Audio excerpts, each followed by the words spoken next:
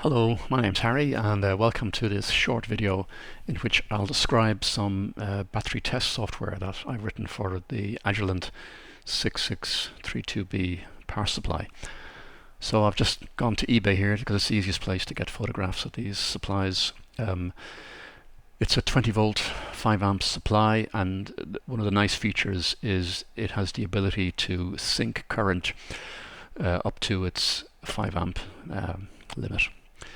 So it can behave somewhat like an electronic load, which is useful for what we'll be doing today, which is doing some battery testing. Okay, we'll just close out the browser and we'll have a look at the software. So this effectively is the front panel for the software. You've got the control buttons on the left hand side, some windows where you enter parameters, and then you read the results here on these windows on the right.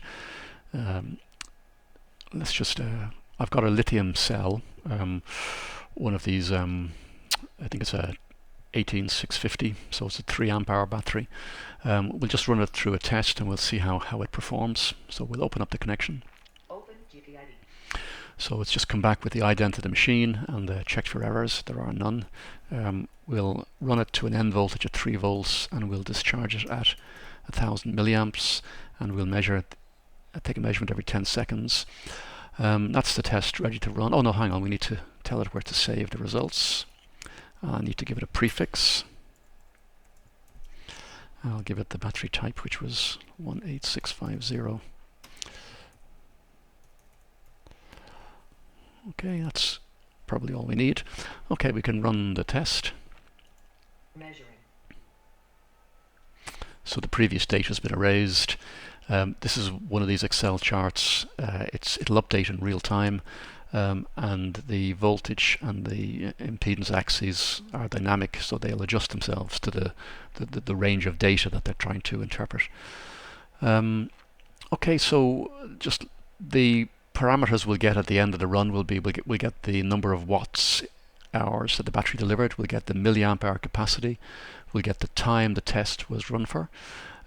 We'll get the total amount of energy delivered from the cell, and we'll have a running measurement of the dynamic impedance. So if you think of it as this discharge current, we introduce a small step onto the discharge current and we measure the resultant voltage drop. That can be interpreted as an indication of the dynamic output impedance of the battery, and that's displayed here in milliohms. Okay, so we'll let the test run, and we'll come back to the test towards the end, and we'll see if we can interpret the results. Okay, welcome back. We're 1 hour 40 minutes into the test. You'll see the battery volts are just about to hit 3 volts, at which point the test will be complete and the file will be saved to this location with this prefix. You'll see it's coming in quite a bit short of its quoted capacity. It's quoted as a 3 amp hour battery. It's coming in just under 2 amp hours. It's not unusual, I think, for batteries these days to the quoted amp hour capacity is really under ideal conditions, so it certainly wouldn't be at a current as high as an amp. Temperature can have a big effect as well, and sometimes the manufacturer's just blatantly too optimistic about the capacity that his battery is capable of. So this should complete the test any moment. Here we go. And you'll see it's now showing output disabled, and the file has been saved, as I said, to this location. Some things we can have a quick look at just while we're here. There's a save settings. Okay, so it's like a user form. This data is in fact these from the second page here, and you can scroll up and down the settings, and you can recall these to the front panel. So effectively, you can make up your own table. You can add new values directly into the table, or you can add them through this tab here. If you want to remove a function or remove a label, you'll see we're on the 20 milliamp. So 2300 and 0.8. If I double click here, they'll be removed. first column won't be removed. Everything else will be removed. Removed again. Removed again. So you can see how you can build up and annotate your table. I spoke about the ability to define the step current. This is where you achieve this. So you set a percentage increase and you set the duration in milliseconds, and then you set that, I guess, entered into the code, and it's run out. Over on the right hand side here is another cell. This was a NiCad cell I ran earlier in the day. It was a 2.5, quoted as 2.5 amp hours, and yet again you can see it's coming in well shy.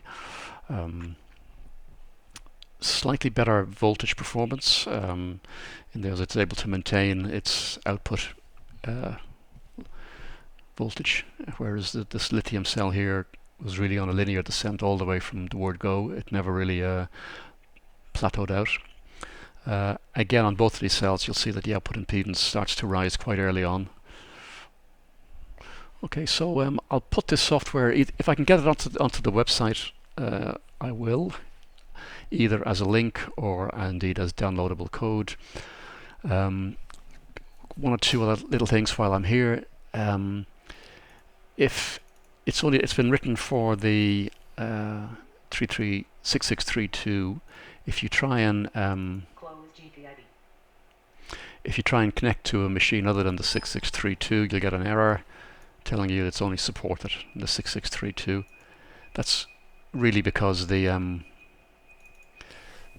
only the 6632 that allows this fine control of current. Okay, and the other thing is when you first open the program, you'll be a little warning tab. It's just the usual. This code is offered with no warranty.